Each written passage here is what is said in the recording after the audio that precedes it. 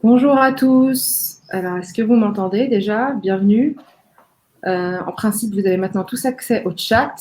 Bienvenue pour le 8e ou le 9e, je ne sais plus, épisode de l'atelier par Accetal. Notre webinaire, on parle tech, on parle d'API management. Merci aux habitués qui sont avec nous. Je vous vois dans la liste des participants. Ça fait vraiment, vraiment plaisir que vous reveniez. Ça veut dire que ça va, le contenu vous paraît intéressant. Merci aux nouveaux qui nous rejoignent et surtout merci à nos invités d'Erwin, que je vais présenter dans quelques secondes. Alors, je vais attendre un petit peu pour ceux qui veulent nous rejoindre maintenant, puisqu'il est 31. On va parler donc de l'APIisation à la data governance, comment réussir. Donc, on attend un petit peu, je vous souhaite tous la bienvenue. Comme d'habitude, vous avez l'onglet chat, l'onglet questions, l'onglet sondage, où je publierai des sondages tout à l'heure. Vous n'hésitez pas à discuter, à poser des questions plutôt dans l'onglet questions, comme ça on les retrouve facilement, elles ne descendent pas. Aussi, ceux qui veulent intervenir, ça nous ferait super plaisir, vous nous faites signe, et puis que ce soit surtout à la fin, quand il y aura le temps pour les échanges.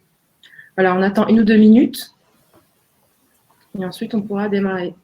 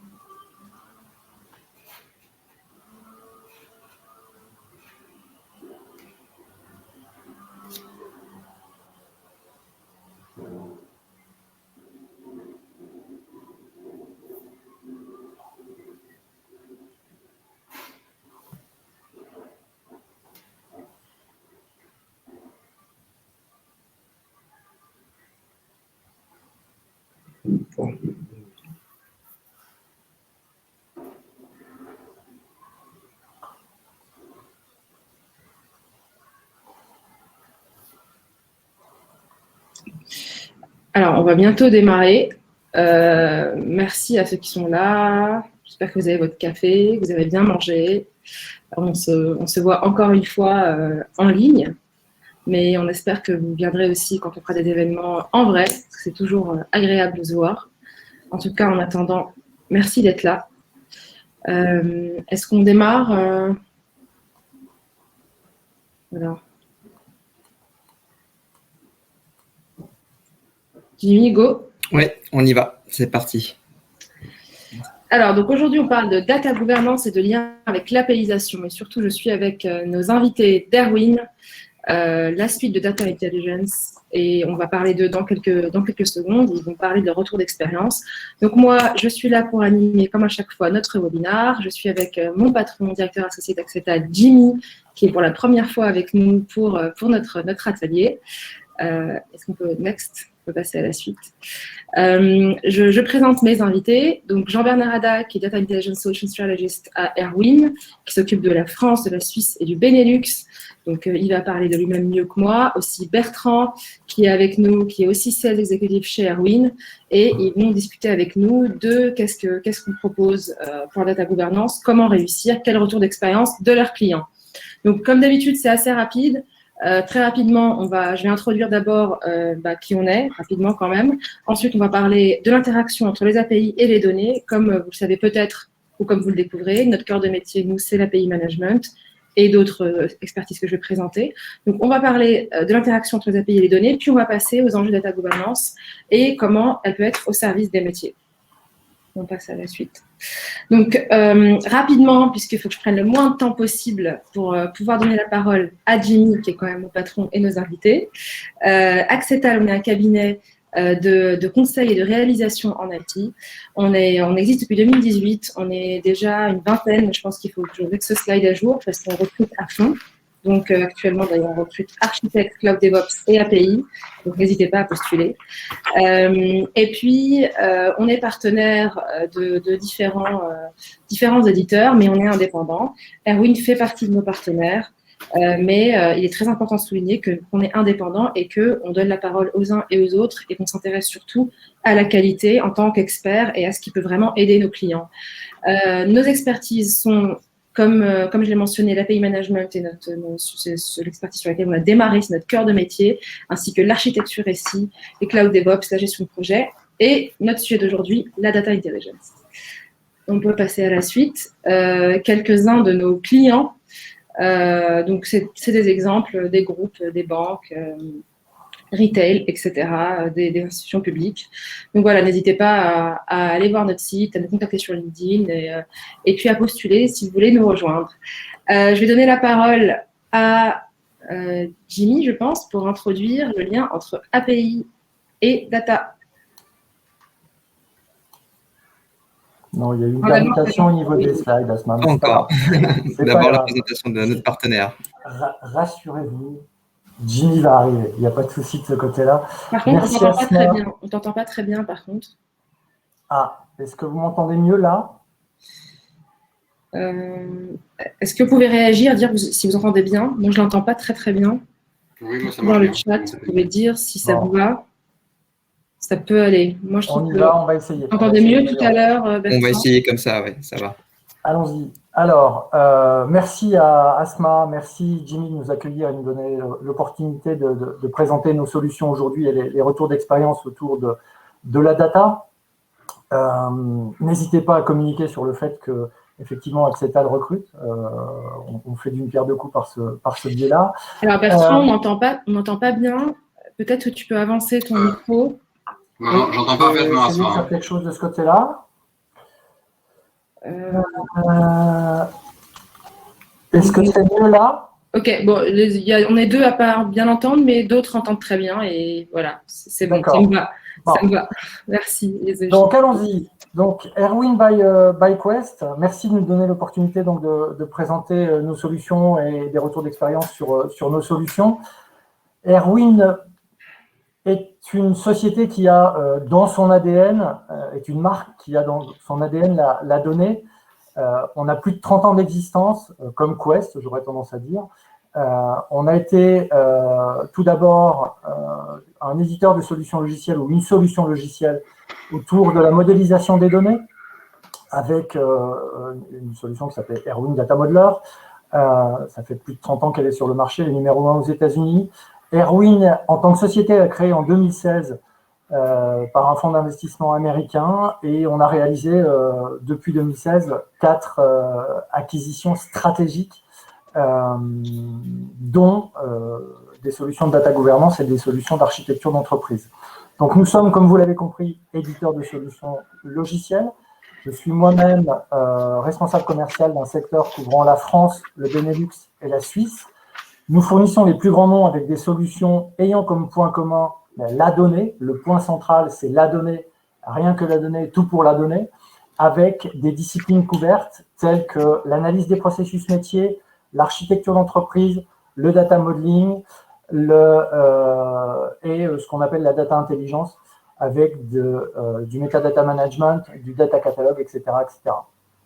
Nous avons été rachetés en toute fin d'année dernière, début de cette année, par Quest. Quest, qui est une société donc, qui a plus de 30 ans d'expérience aussi. On était 400 chez Erwin, on est 4000 maintenant. Le chiffre d'affaires global de la société est de plus d'1 milliard de dollars. Et on est présent en direct dans plus de 50 pays et on a des clients dans plus de 100 pays. Erwin a intégré une des 3 business units de Quest. On fait partie de la business unit qui s'appelle Information System Management. Et on garde nos propres structures en front office. Donc, on garde une structure commerciale Erwin, on garde des consultants Erwin, on garde des avant-ventes Erwin, et on bénéficie tout simplement en back-office du support de Quest. Voilà ce que je souhaitais vous présenter rapidement sur Erwin by Quest. Et là, je pense qu'on peut accueillir Jimmy. Merci Asma et Bertrand pour cette introduction. Donc, on peut passer effectivement à l'introduction du jour. Donc, c'est pour vous partager un petit peu notre retour d'expérience parce qu'on a accompagné chez Axetal plusieurs grands programmes d'APIsation du SI dans les grandes entreprises du CAC 40 et aussi des entreprises d'envergure internationale de tous les secteurs. Et donc, voilà, ce retour d'expérience, c'est que quand on met en place une démarche d'APIsation, au début, tout va bien. Donc, en fait, souvent, ce sont des restrictions ou des conventions réglementaires qui obligent les entreprises d'une certaine manière à ouvrir leur SI et certaines données à un écosystème de partenaires. Donc, au début, ils vont choisir une solution d'API management. Donc, on accompagne souvent ces entreprises dans les critères pour les aider à choisir. Et une fois qu'on a choisi cette solution, on va définir l'architecture cible et mettre avec eux en place un POC, déjà pour sur 1 ou 2 projets pilotes. Et ensuite, on va construire les premières API. Donc là, on va s'apercevoir lors des 6 premiers mois qu'il y ait 1, 2, 3, 4, on va passer en production 6, 7, 10 projets. Et donc là, on a un petit parc d'API de 15, 20 API. Donc là, à ce stade-là, tout va bien, l'exposition des données est contrôlée, on sait à qui on a affaire, c'est sécurisé, on contrôle bien les flux.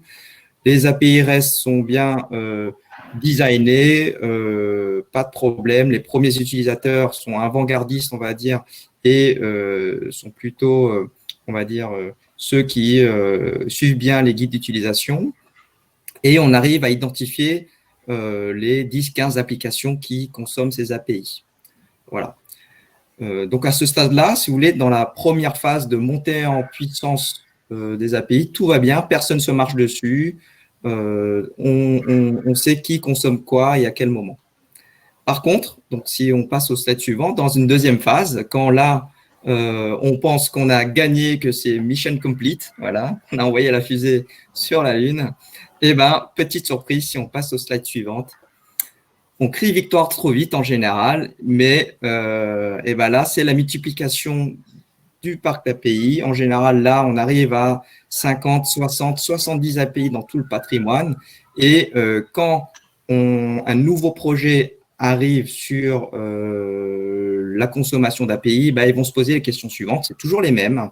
Le projet ne connaît pas l'API management, donc ils vont se renseigner un petit peu. Ils vont se dire, je veux consommer une nouvelle donnée, dans quelle API elle se trouve. Donc, vous avez dans toutes les solutions d'API management, quelle que soit la solution, que ce soit open source ou propriétaire, elles ont un catalogue, un portail dans lequel on expose toutes les API avec la documentation associée, des jeux de données, etc. Et donc, on va fouiller ce catalogue, mais les fonctions de search ne sont pas très poussées. Donc, on va se dire, on va regarder API par API.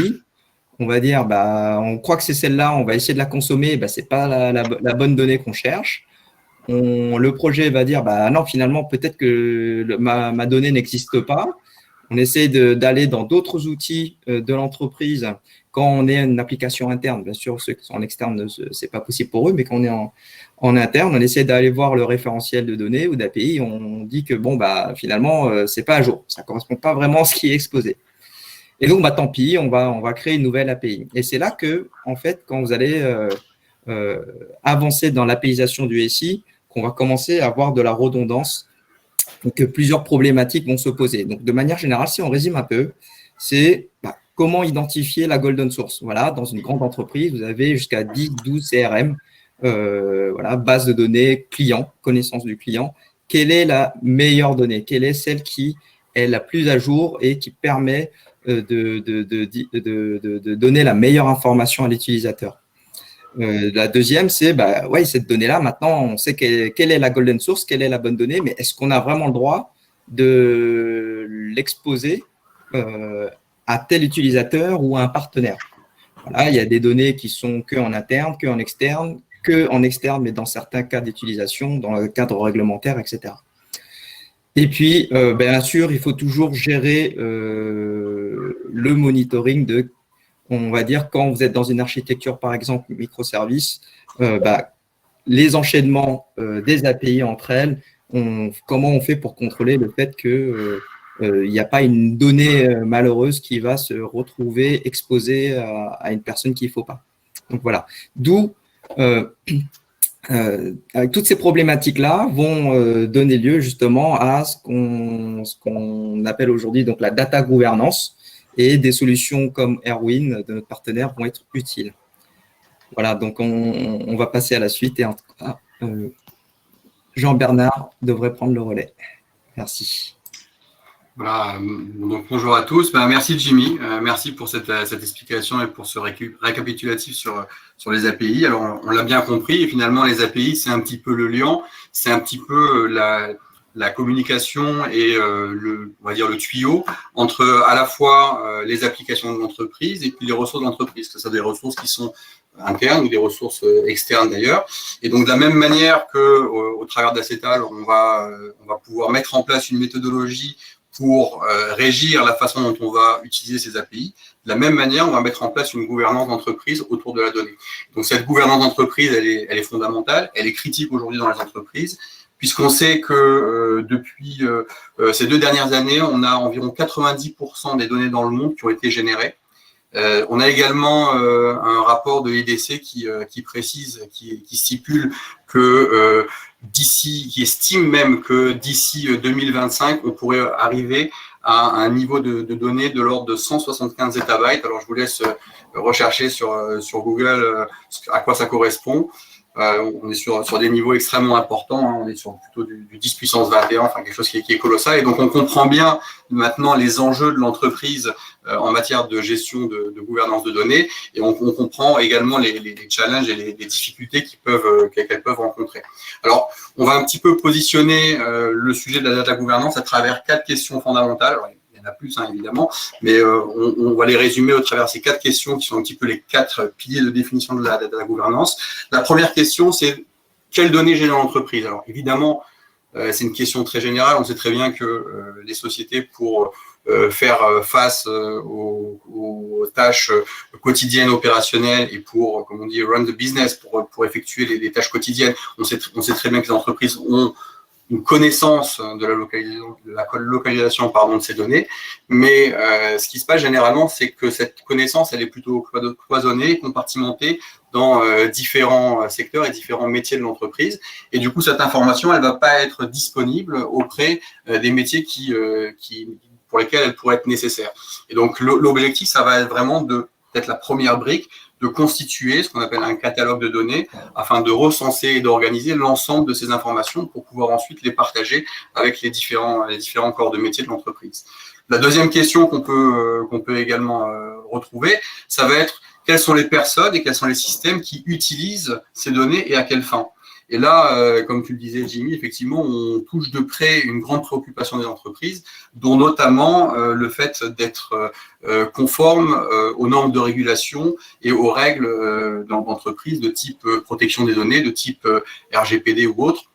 Et ça, c'est une véritable préoccupation aujourd'hui dans les entreprises, de s'assurer que les données qui sont mises à disposition, par exemple par des clients de l'entreprise, sont bien utilisées à des fins qui sont alignées avec le but initial pour lesquels ces données ont été partagées. Donc ça, c'est un point vraiment critique aujourd'hui qu'on retrouve dans beaucoup d'entreprises. Troisième point qu'on peut souligner également, c'est la notion de processus qui sous-tendent finalement la data gouvernance. C'est-à-dire que, on pourrait dire que le sujet de la data gouvernance, c'est pas un sujet nouveau. Ça fait déjà 20-30 ans que toutes les entreprises en parlent. Le problème auquel les entreprises ont été confrontées jusqu'à présent, c'est notamment que les données ne sont pas traitées de façon automatisée. Elles sont généralement traitées par l'IT pour l'IT. Et du coup, on va avoir une mise à jour qui ne va pas forcément être dans des délais qui sont respectés. Et également, cette donnée ne va pas être partagée par les métiers. Donc, du coup, lorsque les métiers ont besoin de disposer de cette information, elles ne disposent pas. On n'a pas de processus qui industrialise la démarche. On n'a pas d'intelligence autour de la donnée. Et donc, du coup, on n'a pas réussi, si vous voulez, à tirer la quintessence et à tirer la valeur de la mise en place d'un programme de gouvernance de données au sein de l'entreprise. Donc, la gestion des processus va être fondamentale. Elle va automatiser la démarche, l'industrialiser. Elle va être capable également de mettre en place de l'intelligence autour de la gestion de la donnée. Enfin, le quatrième point, on va dire last but not least, c'est-à-dire que finalement, les données, très bien, ces données, elles sont là, mais en quoi est-ce qu'elles sont pertinentes à la fois dans mon utilisation quotidienne et en quoi est-ce qu'elles vont pouvoir être accessibles, elles vont nous permettre de prendre les bonnes décisions. Et là, on lève, on va dire, une frustration assez importante à différentes couches, à différentes strates de l'entreprise. C'est-à-dire d'un côté, on va avoir des décideurs qui vont être amenés à prendre des décisions sur des critères qui ne sont pas forcément des critères objectifs parce qu'ils ne disposent pas de l'information nécessaire pour prendre leurs décisions. Le second point, ça va être que les opérationnels, par exemple, vont aussi partager cette frustration, mais à un autre niveau. C'est-à-dire qu'ils vont développer et mettre en place un certain nombre de fonctionnalités. Mais pour autant, ces fonctionnalités, elles ne vont pas être reliées avec les initiatives métiers qui ont été définies par le business. Donc, du coup, c'est finalement, on va dire, une frustration un petit peu double. Donc, à la fois, le fait que les données pertinentes ne sont pas visibles par les différents corps de métier et également que ces données ne sont pas forcément pertinentes pour chacun d'eux. Et donc, on va être amené notamment à mettre en place ce qu'on appelle une gouvernance d'entreprise. Alors oui, un cercle vertueux, hein, bien sûr, qui suit un processus d'amélioration continue. Et donc, on va être amené à mettre en place ce qu'on appelle une gouvernance d'entreprise. Et cette gouvernance d'entreprise, on peut la résumer peut-être en 5 étapes. Capturer, analyser, structurer, gouverner et visualiser. Alors, première étape, on parle de l'étape capturer. Qu'est-ce que ça veut dire? Ça veut dire qu'on va collecter l'ensemble des informations qui sont présentes dans le système d'information. Pardon, excusez-moi. Et donc, quand on dit collecter l'ensemble des informations, c'est-à-dire qu'on va pas se cantonner uniquement à des données sources ou à des données intermédiaires, mais on va prendre l'ensemble de ces informations. Donc, ça peut être, par exemple, des informations qui proviennent d'un Snowflake, des informations qui proviennent d'un ETL de type DataStage, ça peut provenir d'un lac de données ou autre, et également des couches de présentation de cette information, de publication. Donc, des outils de type Oracle Business Intelligence, MicroStrategy, ça peut être du Power BI, du Tableau, etc., du ClickView. Et donc, on va collecter toutes ces informations-là. Donc, ça va nous permettre de franchir, on va dire, une première étape qui est de recueillir un catalogue de données que l'on va organiser, qu'on va structurer, mais pas uniquement. On va aller un petit peu plus loin parce que là, on va dire qu'on stocke la donnée qui est plutôt une donnée à froid, une donnée statique. On va également être capable d'aller chercher la donnée en mouvement dans le système d'information. Donc, à la fois le mouvement de la donnée à l'intérieur de chaque application du système d'information, mais également inter-application. Et donc là, ça va nous permettre de commencer à démarrer une analyse, d'identifier quelles sont les données qui sont critiques pour l'entreprise, d'identifier également les liens, les mouvements de la donnée et ses transformations à travers le système d'information. Et donc là, on va arriver à une structuration de la donnée, on va pouvoir standardiser l'information et ensuite mettre cette information à disposition des métiers pour arriver à un niveau de gouvernance dans laquelle on va pouvoir introduire notamment des termes, pas uniquement des termes techniques, mais également des termes métiers. Ça peut être des règles, des policies, des documents, tout vocabulaire spécifique à un métier. Donc, on va contextualiser la donnée technique avec des critères métiers.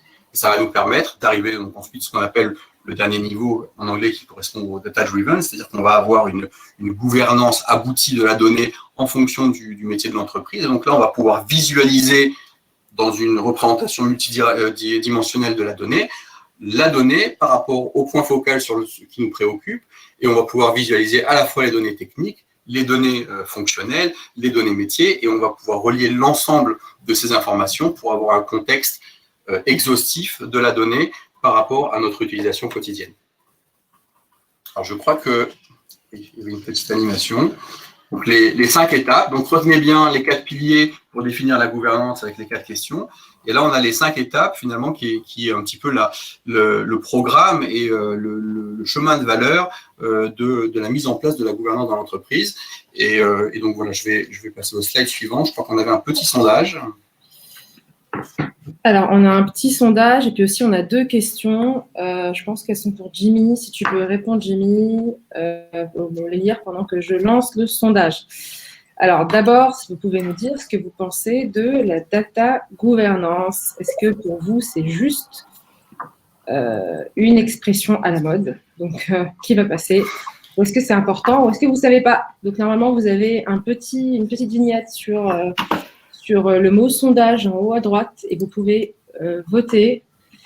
Ouais, c'est bon, vous avez commencé à voter. Je vois que la plupart des gens disent que c'est crucial. Bon, ça fait plaisir, ça veut dire qu'on n'est pas là pour rien. On a quand même aucune idée, c'est pourquoi je suis là. C'est bien d'être honnête. J'aime, je ne vois pas qui a mis ça. Donc, n'hésitez pas, puisqu'on ne voit pas qui a mis ça. Ouais, non, Est-ce que vous voyez tous les résultats ou est-ce qu'on est les seuls à les voir? N'hésitez pas à me dire dans le chat si vous voyez les résultats. Ouais, vous les voyez. Cool. Super. Merci, Nabil. Alors, Jimmy, est-ce que tu veux prendre les questions rapidement pendant que nos invités votent? Oui, tout à fait. Alors, Golden Source, on parle bien de l'API consommée, oui, donc c'est bien ça. En étant consommateur. Tu parlais plus fort, s'il te plaît. Oui, alors j'étais en train de lire justement les questions. Effectivement, Nabil, merci pour les questions. Donc, il avait posé une première question sur la partie Golden Source. Effectivement, c'est l'API, on va la connecter à plusieurs sources. Et la Golden Source, c'est bien le back-end qui a la meilleure information. La deuxième question, je vais la lire, c'est en étant consommateur, on n'est pas censé connaître les back-ends. Tout à fait. Par contre, tu as raison dans le cas des premières API à mettre en place. Effectivement, alors il y a deux choses. On parle des consommateurs d'API. Donc, effectivement, l'API est censée cacher la complexité du back-end. D'accord. Donc, le consommateur final, l'application, le développeur, lui, n'a pas forcément conscience du nombre de back-end consommés par l'API. Par contre, le développeur de l'API, lui, doit savoir quel back-end il doit consommer. C'est là dans le sens où il faut de la data gouvernance pour l'aider à choisir la bonne source. Je ne sais pas si ça répond à la question. J'espère que oui. S'il y a d'autres questions, n'hésite pas à les poser.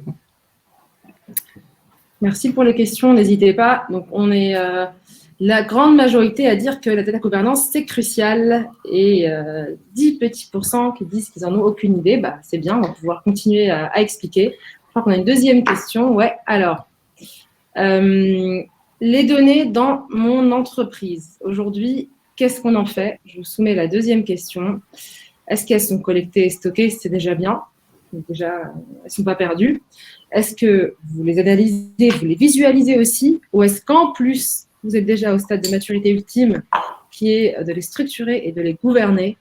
Donc, n'hésitez pas à répondre avec un petit clic, comme ça on sait où vous en êtes par rapport au sujet dont on est en train de discuter, quel degré de détail donner à tel ou tel sujet. Et n'hésitez pas à poser vos questions dans l'onglet « Questions ». Oui. Voilà. Je précise aussi que pour cette question, les données dans mon entreprise, effectivement, si vous êtes consultant et que vous intervenez chez vos clients, il faut traduire par les données de l'entreprise bien sûr. à laquelle j'interviens. Bien sûr, les données que vous traitez, ce que vous en savez, quoi. Alors peut-être qu'on peut continuer pendant que le vote a lieu pour ne pas perdre trop de précieuses minutes. Ok, merci Asma. Donc, on va continuer justement sur la data intelligence au service des métiers. Alors, comme on a vu un petit peu dans le slide précédent qui concernait le programme de la mise en place de la gouvernance, de la data gouvernance au niveau de l'entreprise, la première étape, ça va être la collecte d'informations. Et dans la collecte d'informations, on va distinguer deux aspects. On va distinguer la collecte des référentiels d'entreprise et également, on va distinguer le lien et les mouvements de la donnée au sein de l'entreprise. C'est l'objectif des Smart Data Connectors qui sont, on va voir que dans l'ensemble de la présentation, l'intelligence est un petit peu au cœur de la data gouvernance. Et ces connecteurs sont des connecteurs intelligents qui sont adaptés à chaque technologie, qui peuvent interpréter le code de chaque technologie, les API de chaque technologie et déterminer les mouvements de données au sein d'un système d'information. Prenons un exemple comme ça. Prenons un ETL, donc un outil type ETL Talent, par exemple, dont le but, pour rappel, ETL, c'est extraction, transformation et chargement. Enfin, c'est un cas très simple. C'est ce logiciel-là va extraire les données d'un système, les transformer, les remodeler et puis ensuite les charger dans un autre système. Cette action, cette activité au sein du logiciel va générer finalement un code. Et ce code-là va permettre de tracer l'évolution de la donnée depuis sa source jusqu'à sa destination. Et le connecteur, le smart connecteur, ce qu'il va faire finalement, c'est qu'il va interpréter ce code et faire ce qu'on appelle du reverse engineering, et à partir du code, déterminer les mouvements de données au sein de la solution. Alors là, on parlait d'un ETL, mais ça peut être par exemple un SQL Information Services, ça peut être un Snowflake, etc., etc. Et donc, on va avoir des connecteurs pour chaque technologie qui vont faire le rôle finalement de reverse engineering et déterminer l'évolution de la donnée d'un package, par exemple SSIS, d'une data source Snowflake ou autre, ou d'un data lake, d'un data stage AWS, par exemple, etc. Et donc, du coup, ces connecteurs, ces smart connecteurs vont permettre d'avoir une vision de la donnée en mouvement au sein du système d'information, à la fois dans une technologie donnée, mais aussi à travers les différentes couches et les différentes technologies du système d'information. Donc là, on va être capable de passer d'un niveau d'automatisation qui était, on va dire, de 0 dans l'entreprise, à un niveau où on va obtenir une visibilité technique, mais une visibilité de bout en bout de la donnée, depuis sa source jusqu'à sa destination, en allant ensuite sur les logiciels de présentation dont on parlait tout à l'heure, notamment type Power BI, ClickView, etc. ou autres. Et donc, les smart connecteurs, finalement, ils vont autodocumenter finalement ce mouvement de données à travers les applications. Ça, c'est un grand point différenciateur au niveau de la solution et au niveau de la mise en place de la gouvernance de données au sein de l'entreprise. Une fois qu'on a collecté l'information et qu'on a une visualisation, une représentation du mouvement de l'information dans l'entreprise, on va commencer à être capable de classifier cette information et de déterminer quelles sont les données qui sont sensibles dans l'entreprise. Donc, on peut classifier le type de données, ce qu'on appelle Sensitive Data Indicator, c'est-à-dire qu'on va définir des indicateurs pour classifier le niveau de sensibilité. Donc, ça peut être par exemple des données qui sont des données personnelles, ça peut être des données financières, ça peut être également des données médicales, vous voyez. Donc, on va marquer, on va définir la typologie de la sensibilité de chaque donnée. Ça, c'est très important, notamment dans le cadre des API, parce que lorsqu'on va exposer une donnée au travers des API, on va pouvoir préciser, on va pouvoir vérifier le bon niveau de sensibilité de cette information avant de l'exposer. On a des clients, par exemple, j'ai en tête un client pour lequel il fallait mettre en place, notamment dans le cadre de règles et de normes de régulation type RGPD, il fallait être capable de savoir qui est-ce qui faisait des mises à jour sur les données, qui est-ce qui faisait des suppressions, quels étaient les comptes qui eux-mêmes modifiaient des comptes au niveau de la gestion des rôles et de la sécurité, quels étaient les périmètres de données qui étaient publiés, est-ce que les périmètres de données qui étaient associés à chaque compte étaient en ligne, étaient en phase avec leur périmètre d'activité, est-ce que les fonctionnalités de l'outil étaient alignées avec leurs besoins, etc. Donc, on peut aller très très loin, ça peut être extrêmement fin, qui est-ce qui supprimait les enregistrements dans les données, dans les bases, et donc ça peut être extrêmement fin, et là, l'entreprise doit rendre des comptes et doit être capable de fournir les justificatifs adéquats. Donc, c'est vraiment un sujet brûlant, un sujet extrêmement sensible de pouvoir documenter, de pouvoir identifier cette information. On peut noter également que on a parlé d'intelligence dans le cadre des connecteurs, on a également une intelligence dans le cadre de l'identification de la sensibilité de ces informations, puisque vous allez avoir la possibilité d'utiliser ce qu'on appelle un moteur d'intelligence artificielle qui va regarder un petit peu quelles sont les données qui ont été marquées comme étant sensibles. Et à partir de là, on va pouvoir dire, tiens, je peux te proposer éventuellement cette donnée-là qui a l'air d'avoir des caractéristiques similaires. Et cette donnée-là, peut-être que tu vas pouvoir également la marquer comme étant sensible. Et donc, on va également franchir un cap d'automatisation, cette fois-ci, pour marquer les données sensibles de l'entreprise, qui seront exposées notamment au travers des API. Alors, une fois qu'on a structuré l'information, ce qu'on va faire également, c'est qu'on va être capable de contextualiser cette information. Comment? Au travers d'un glossaire métier dans lequel on va introduire des informations qui sont métiers, qui sont propres à chaque entité de l'entreprise. Donc, du coup, on va contextualiser la donnée technique, on va lui donner du corps, on va lui donner, si vous voulez, un habit, une enveloppe, et cette donnée-là va être du coup beaucoup plus significative et beaucoup plus pertinente pour les métiers de l'entreprise. Donc, ça va permettre notamment de définir les termes, de définir une nomenclature qui est adaptée à chaque métier, et on parlait d'intelligence, on a également des fonctionnalités d'intelligence au niveau du glossaire métier. Donc, pour la définition de ce qu'on appelle les business assets, donc les données métiers de l'entreprise. On va pouvoir rapprocher cette information avec les informations techniques qu'on a préalablement découvertes au travers des smart connecteurs. Et on va pouvoir savoir… Il y a pas mal de questions. Peut-être qu'on peut les prendre… D'accord. Et on va pouvoir savoir, je vais juste finir ce slide-là si tu veux. Et donc, on va pouvoir savoir au travers de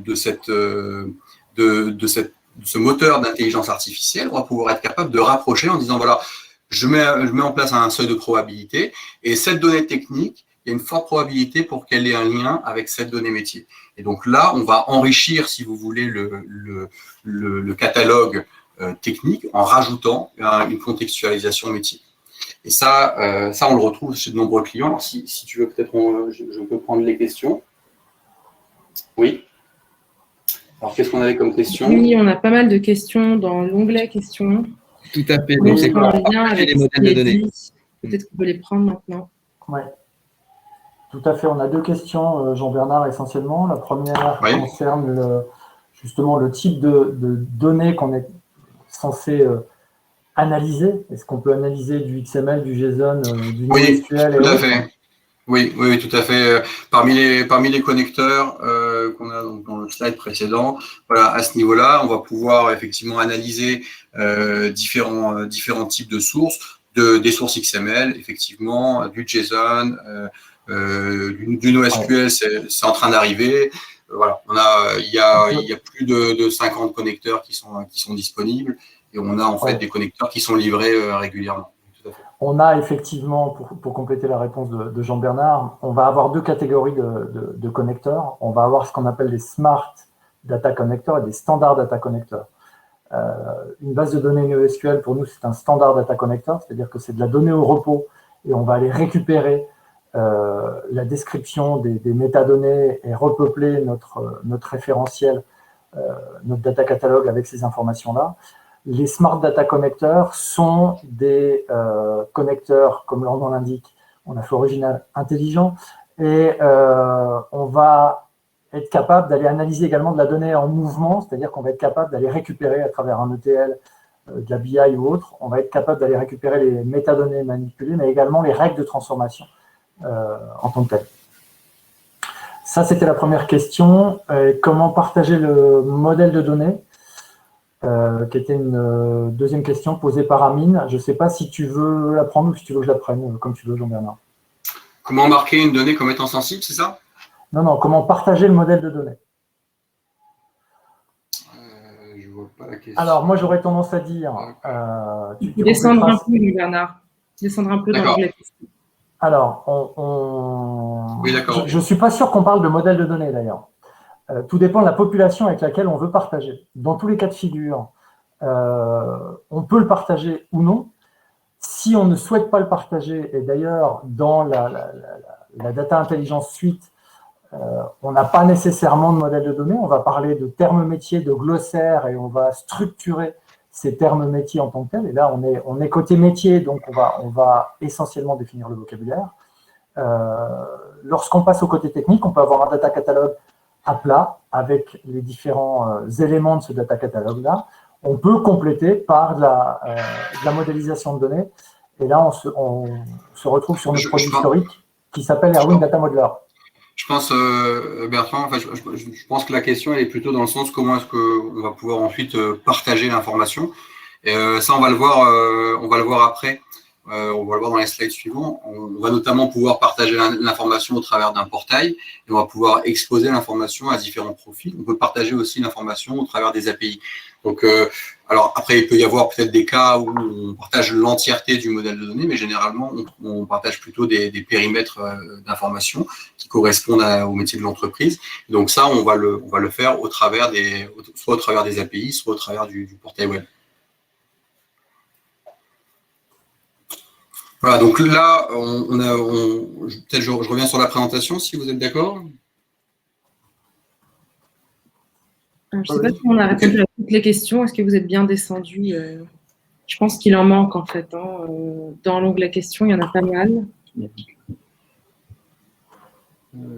Moi, la dernière question que j'ai, c'est comment marquer une donnée comme étant sensible. Donc, pour marquer une donnée comme étant sensible, en fait, on spécifie un indicateur qui est ce qu'on appelle un Sensitive Data Indicator et un SDI. Et en fait, on va flaguer, on va marquer la donnée avec un niveau de sensibilité. Voilà. Et donc, ça va permettre ensuite de filtrer l'information correspondant à un critère de sensibilité qui a été déterminé au niveau de la solution. Ouais, et il y a une dernière question de Nabil. Ouais, qui est une excellente question sur l'approche de classification. On décrit une approche de classification bottom-up, des attributs vers les data métiers. Pensez-vous que cette classification est plus simple que la classification en approche top-down, modèle métier ou macro-modèle ou EDM, vers modèle physique? Alors, bon, j'ai envie de dire, ça dépend. Hein, comme on dit, ça dépend, ça dépasse. Ouais.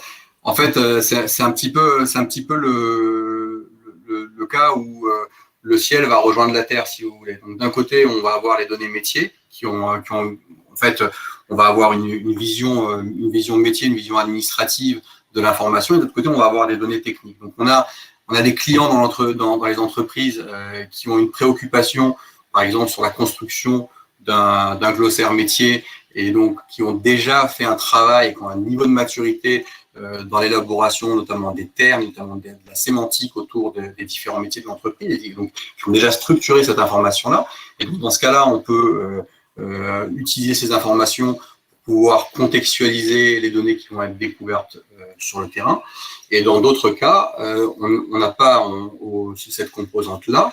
Et la priorité de l'entreprise, ça va être de construire préalablement un catalogue de données. Et donc là, on va partir de la donnée technique. Peut-être, Bertrand, si tu veux compléter l'explication. Bon, je crois que surtout, c'est votre projet qui va driver les choses. Tout dépend de l'organisation dans laquelle vous vous trouvez ou face à laquelle vous vous trouvez. Est-ce que c'est une initiative qui est purement IT? Est-ce que c'est une initiative business? Est-ce que c'est une initiative mixte? Tout dépend des enjeux et autres. Dans tous les cas de figure, c'est ni l'un ni l'autre. C'est ni top-down ni bottom-up. La plupart du temps, c'est du mixte. Je crois qu'on a fait le tour des questions. Merci. J'espère que ça répond bien. S'il y en a d'autres, n'hésitez pas. Là, je pense qu'il faut qu'on avance un petit peu parce qu'on. Alors, dans tous les cas, merci Jimmy. Dans tous les cas, en fait, on voit l'importance de contextualiser la donnée technique en y introduisant en fait des paramètres métiers. Je prends par exemple l'exemple d'un client dans le secteur du cosmétique. Vous imaginez par exemple que ce client doit mettre au point un nouveau rouge à lèvres, par exemple, ou un nouveau shampoing, et ce rouge à lèvres-là va suivre une batterie de tests. Donc, ça peut être lié à la couleur, lié à la structure, la texture du rouge à lèvres. Et bien évidemment, si en fonction de la pigmentation, sur un shampoing, en fonction de la couleur des cheveux, du type de cheveux, si c'est des cheveux raides ou des cheveux bouclés, finalement, on va avoir des résultats qui sont totalement différents. Donc, on comprend finalement la sensibilité de l'information dans un environnement contextualisé. Et également, en fonction du marché qu'on va vouloir adresser, on ne va pas forcément adresser le marché d'Amérique du Sud, par exemple, comme le marché de l'Europe du Nord. Vous voyez, donc la contextualisation de la donnée avec son vocabulaire et sa sémantique métier va permettre de donner du corps et va permettre de donner de la valeur à l'information qui va être poussée auprès des métiers. Alors, une fois qu'on a fait tout ça, si vous voulez, on va pouvoir visualiser la donnée, à la fois la donnée technique et son évolution dans les différents systèmes d'information. C'est ce qu'on voit sur l'écran en haut à droite, avec notamment, on peut voir les petits points rouges qui correspondent aux transformations et aux modifications de la donnée lorsqu'elle passe d'un système à un autre. Et on va, comme on l'a expliqué précédemment, on va enrichir ce modèle-là avec des données métiers, et on va pouvoir déterminer la structure de ces données, on va pouvoir déterminer les relations, les types de relations qui régissent les liens entre les différents termes métiers, entre les termes métiers et les termes techniques. C'est ce qui correspond à la partie en bas à droite de l'écran.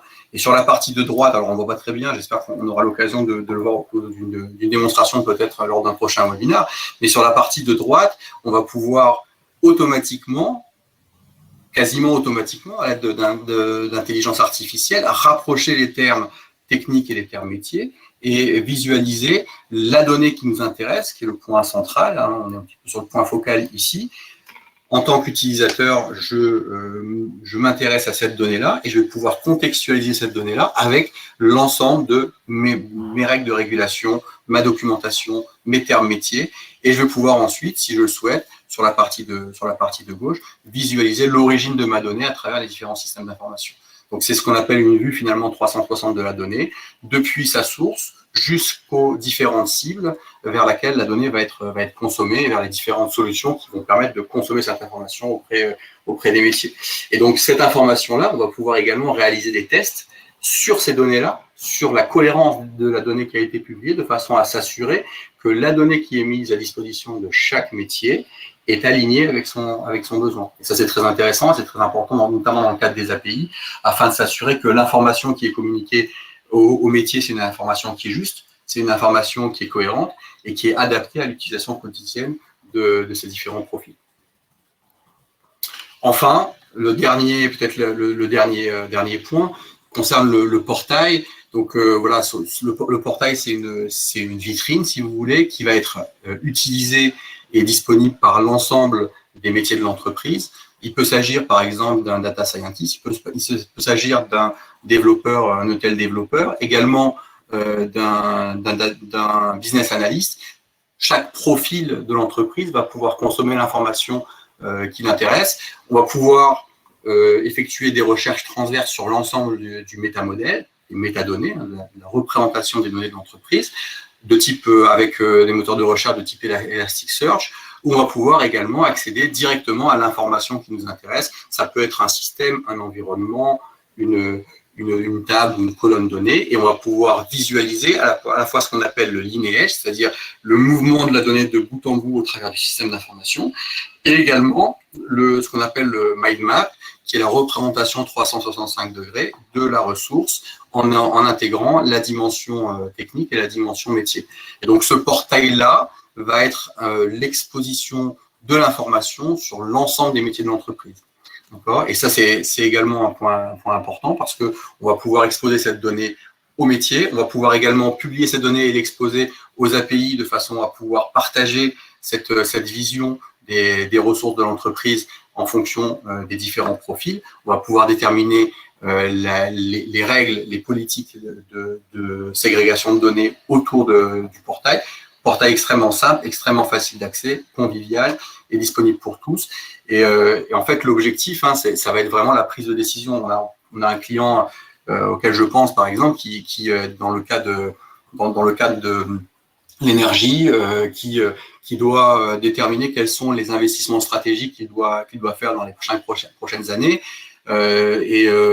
Et la question, ça va être, est-ce que parmi ces projets stratégiques, on va décider de faire une centrale géothermique aux Philippines ou est-ce qu'on va décider de faire une centrale hydraulique, si vous voulez, au Brésil? Et donc, du coup, c'est très impactant. Ça a une incidence importante sur le métier. Donc, on a besoin d'avoir une complétude de la vision des informations pour pouvoir déterminer ensuite les bonnes actions à un niveau stratégique. Alors, si on devait un petit peu résumer ce qu'on a vu au niveau de la présentation, on a vu les 4 piliers, c'est les 4 questions.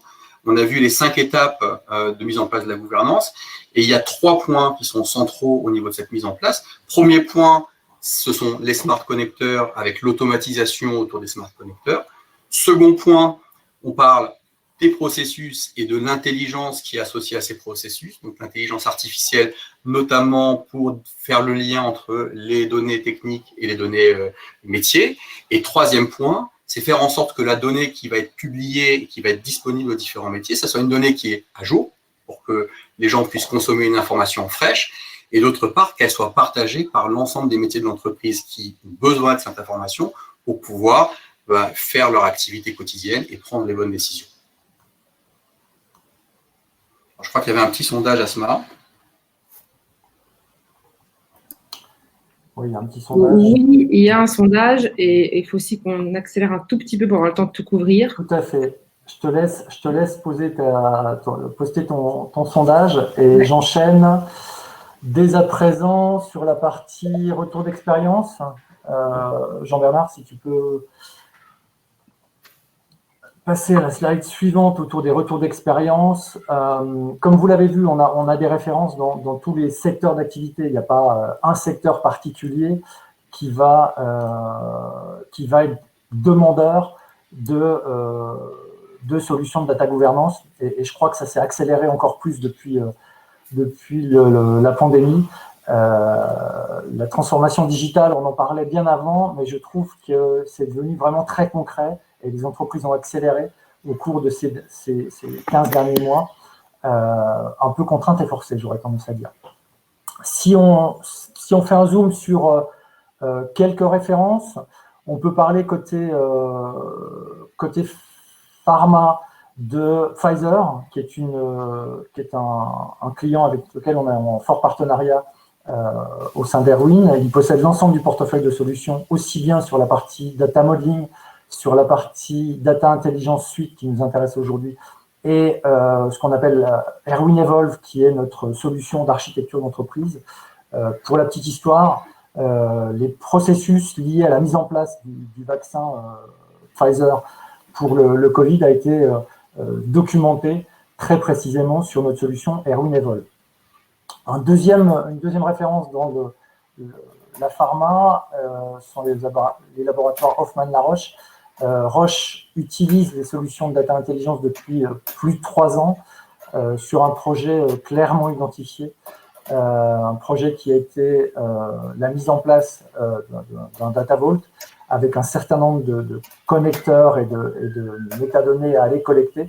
Le choix a été fait sur la base des capacités que l'on a été capable de fournir autour justement de la collecte des métadonnées, mais pas que les métadonnées, la possibilité également d'avoir toutes les règles de transformation de ces métadonnées. Donc, on est capable de construire en automatique, grâce à ces smart connecteurs, un lineage expliquant la donnée source, la donnée cible et comment cette chaîne de données va être transformée.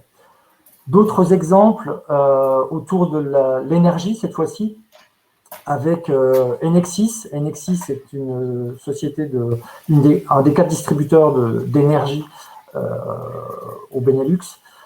Enexis, ils n'ont pas fait le choix d'une solution Erwin, ils n'ont pas choisi une fois, ils l'ont choisi 2 fois, j'aurais tendance à dire. Ils l'ont choisi une première fois, on travaille en partenariat avec Sogeti sur le sujet, sur un projet, alors c'est assez bizarre ce que je vais dire, mais sur un projet de migration de plateforme. Ils ont à l'heure actuelle 5000 jobs sur SAP BODS et ils souhaitaient migrer vers du Matillion et le travail était immense. Donc, on a des capacités avec nos solutions d'aller récupérer les données, des métadonnées, les règles de transformation. On est capable également de les générer. Et donc, l'idée est très simple. Eh bien, on va automatiser une grande partie de ce projet de migration. On fonctionne généralement avec ce qu'on appelle un assessment. On fait un assessment sur 2 semaines où on va récupérer l'ensemble des jobs de ce client-là. On va mesurer la complexité de ces jobs-là et on va arriver sur un chiffre, sur un pourcentage d'automatisation entre 60 et 80% de reprise en automatique de ces différents jobs pour les transférer de SAP BODS vers Matillion. On a une offre d'ailleurs dédiée qui s'appelle Erwin Data Catalyst qui permet justement d'automatiser une grande partie de ces projets de migration. Et ils nous ont choisi une 2e fois à travers la mise en place de la solution Erwin DIS. Il y a tout simplement, ils ont pris conscience de l'importance de la data gouvernance et donc ils ont absolument besoin de mettre en place une solution de data gouvernance et ils ont fait le choix une 2e fois d'Erwin DIS en tant que tel. Autre exemple de référence, Natixis. Au sein du groupe BPCE, il y a plusieurs approches qui ont été tentées avec plus ou moins de succès. Natixis Assurance a fait le choix de nos solutions et eux ont fait le choix de partir de l'IT. C'est l'IT qui voulait absolument être confortable, je dirais, lorsque des audits ont lieu sur du réglementaire, et on sait que les réglementaires s'empilent de plus en plus dans les différents domaines. Eh bien, eux, ils ont fait le choix de nos solutions pour être capable d'aller récupérer des données dans des ETL, dans des solutions de BI, et avoir un lineage qui soit automatique. Ils ont eu les premiers audits et certifications ont été faites avec la solution. Le retour des auditeurs a été à très haut niveau, puisqu'ils sont surpris du niveau de qualité et de la précision des informations qu'on est capable de fournir avec nos solutions. Et on enchaîne, on répond un peu à la question qui était posée tout à l'heure, vers la mise en place d'un glossaire métier par le Data Office. Et la prochaine étape est également, d'un point de vue Data Catalogue, étendre l'utilisation de la solution vers les actuaires qui ont besoin également de comprendre les données en tant que telles.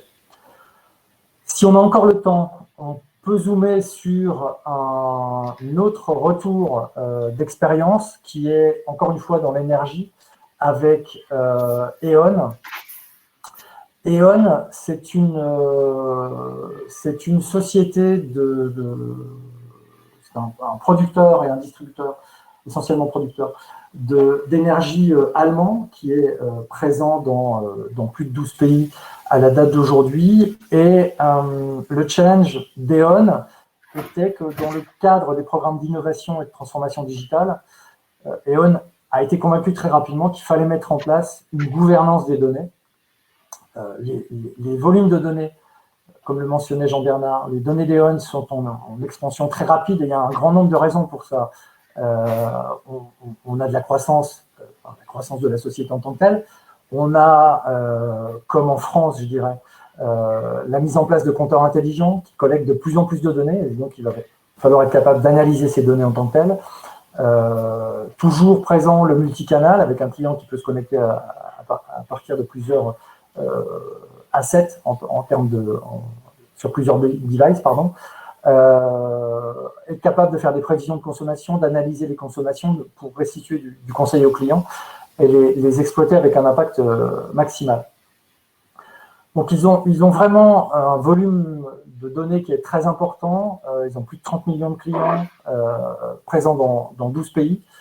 Juan Bernabé Moreno, qui est le Chief Data Officer chez E.ON, nous a dit que E.ON a pris conscience de la nécessité de tirer le meilleur parti de ces actifs de données dans la définition de leurs produits et services et la compréhension des consommations clients. Lorsque nous avons commencé à numériser l'entreprise, nous voulions mettre en place un système de gouvernance des données pour identifier les sources de données, simplifier et améliorer la qualité de l'information dans l'ensemble de notre organisation. Donc tout simplement, E.ON doit aider tous les consommateurs de données, doit les aider à mieux connaître ces données, trouver les meilleures données à utiliser au meilleur moment, savoir où est la golden source qu'on évoquait tout à l'heure, dans le contexte de l'entreprise. Ils avaient un besoin de visibilité sur tout type de données. Ça peut être des systèmes opérationnels de type ERP, CRM, ça peut être de la BI, ça peut être des systèmes de ticketing, ça peut être de la gestion client ou autre. Tout ça vient de différents systèmes. Il faut être capable d'agréger ces données pour être capable d'avoir une très bonne maîtrise de ces données en tant que telles. Donc le choix qu'ils ont fait est la solution Erwin DIS, tout simplement parce que la démarche a été classique. On est sur une démarche classique de long list, short list, proof of concept et le choix de la solution. La nécessité a été de mettre en place d'une part un data catalogue et d'autre part un glossaire métier. Ils sont partis en parallèle et ils se sont rejoints à un moment donné afin d'améliorer, et ça c'est toujours la même histoire, d'améliorer la collaboration entre l'IT et le business. Ils ont donc pu améliorer la qualité de données, détecter des redondances et créer une base de connaissances de termes métiers sur laquelle ils peuvent maintenant bâtir. Ils ont fait le choix également de continuer à travailler en partenariat avec nous, la question était posée tout à l'heure autour des modèles de données, à voir si j'avais bien compris ou pas, mais ils ont fait le choix de partir sur la modélisation des données. Je vous laisse, je ne vous en dis pas plus sur les résultats, je pense que les résultats sont suffisamment parlants. Un retour investissement en 18 mois de 18 millions d'euros, un gain énorme sur la phase de découverte des données.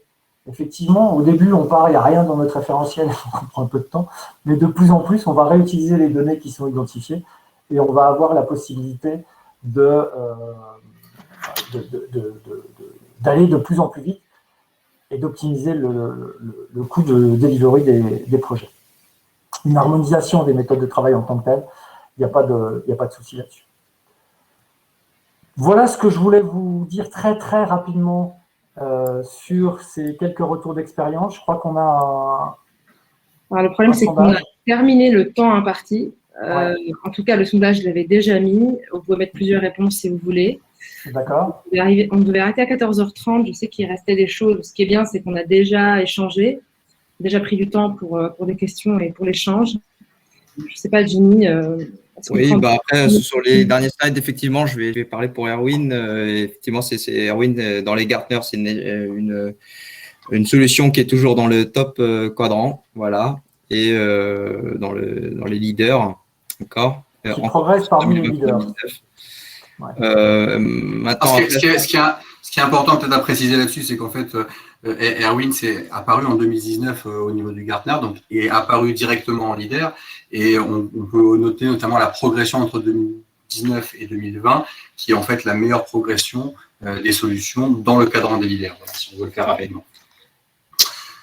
Voilà, donc ça sur les pourquoi choisir Erwin, donc ça on vous a, je pense, donné beaucoup d'arguments positifs, en tout cas Bertrand et Jean-Bernard l'ont bien fait.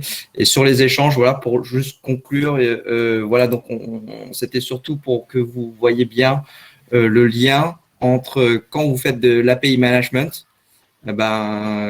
pourquoi on a besoin d'une bonne solution de gouvernance data derrière.